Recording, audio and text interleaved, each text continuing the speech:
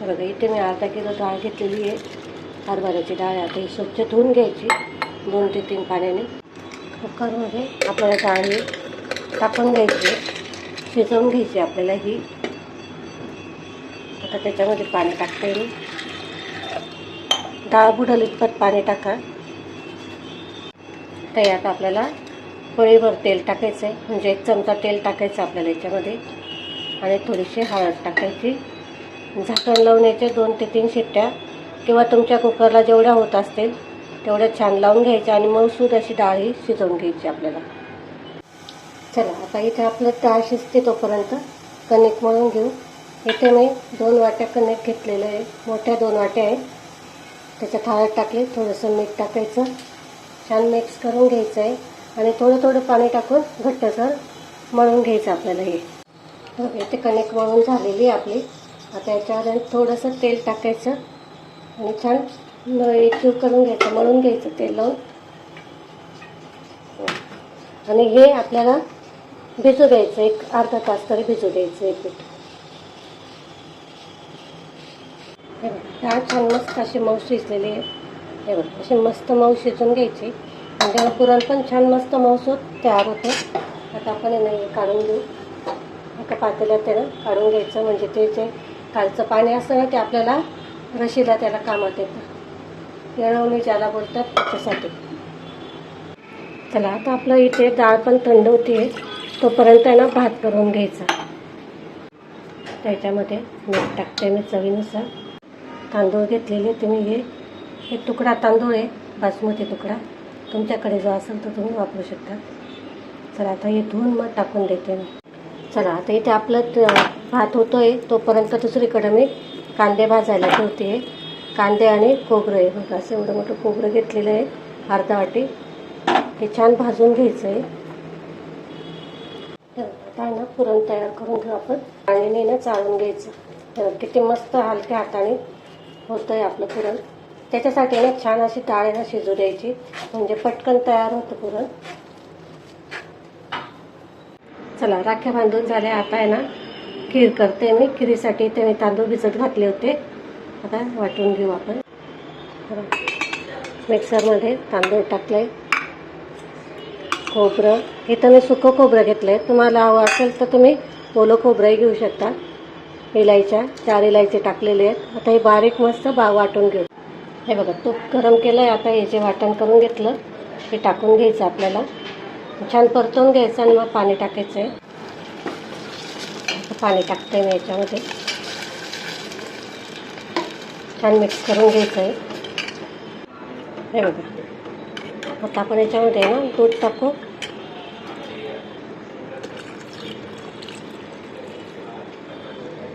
जेवढी पाहिजे तुम्हाला तेवढी करू शकता तुम्ही. बघा आता याच्यामध्ये आपण दूध टाकून घेतलं आहे. छान उकळी येऊ देते मी आता याला. आणि मग याच्यामध्ये आपल्याला साखर टाकायची. बघा आता याच्यामध्ये ना साखर टाकते मी.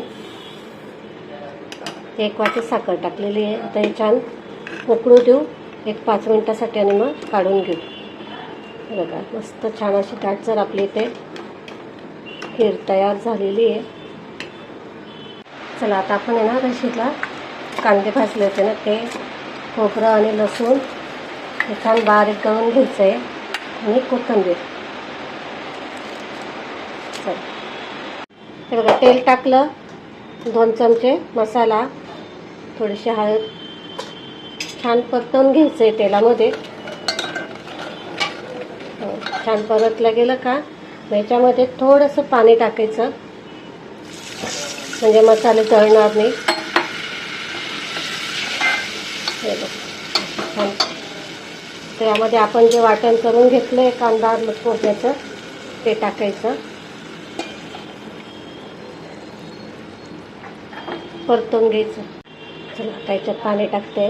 ते बघा मिक्सरच्या भांड्यातच पाणी टाकलं मी आणि ते मिसळून घेतलेलं आहे छान असं. आता पुन्हा पाणी टाकते.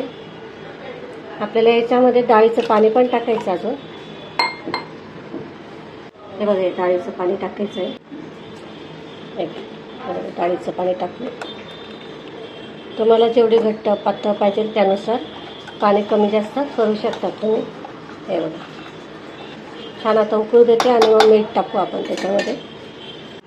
हे बघा त्याच्यात चवीनुसार मीठ टाकून देते. हे बघा असं छान मस्त पुरण तयार झालेलं आहे. आता यामध्ये आपण गूळ टाकतोय.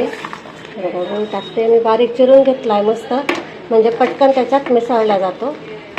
आणि हे आता परतवून घेऊ. हे बघा पुरण इथं छान झालेलं आहे.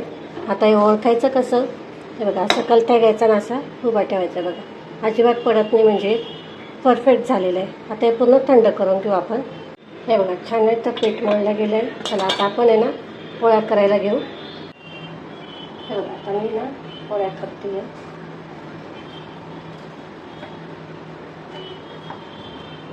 असं लाटून घ्यायचं. त्याच्यामध्ये आता पुरण भरू आपण.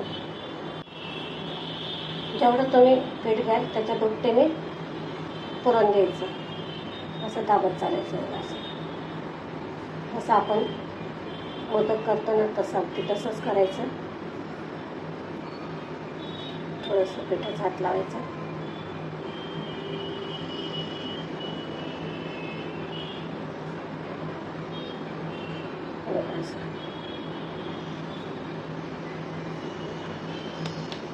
छान असं दाबून घ्यायचं. थोडंसं पीठ टाकायचं. आधी ना हाताने असं दाबून घ्यायचं आहे. पण काय होतं की सगळं पुरण बाहेर येतं.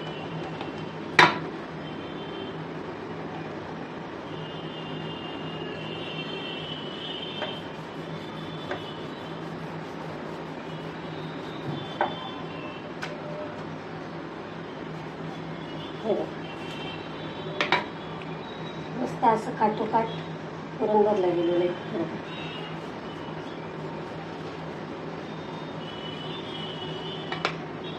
हे बघा मस्त फुलू राहिलेत आता पोळी. हे बघा तूप टाकायचं आणि पलटी करून घ्यायची. आता दोघे साईडने मस्त अशी खरपूस भाजून घ्यायची. बघा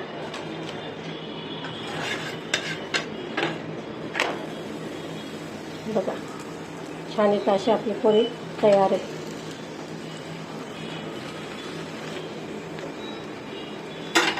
चला आता आपण आहे ना भजी पण करून घेऊ लगेच.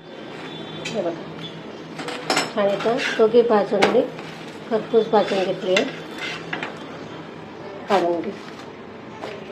आता आपण भजी काढतोय. बेसन पीठ घेतलं आहे. त्यामध्ये जिरं ओवा छान असा हातावर चोळून घ्यायचा. कांदा, लाल तिखट, हळद, चवीनुसार मीठ. आता याच्यात थोडं थोडं पाणी टाकून कोथिंबीर आणि पाणी टाकून मिक्स करून घेऊ. कुठे पापड पण तळले. बघा आता भजी काढून घेऊ आपण. छान असे आपले भजी पण झाले. चला काढून घेऊ आता. हे बघा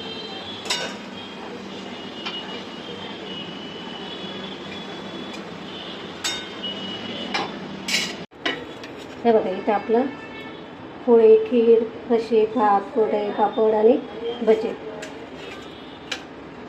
इथे आपला सगळा मेनू तयार आहे. हे बघा आमची रक्षाबंधन. बघा मस्त पुरणाचा स्वयंपाक. आमच्या ननंदबाई आले आहेत. बघा इकडं मस्त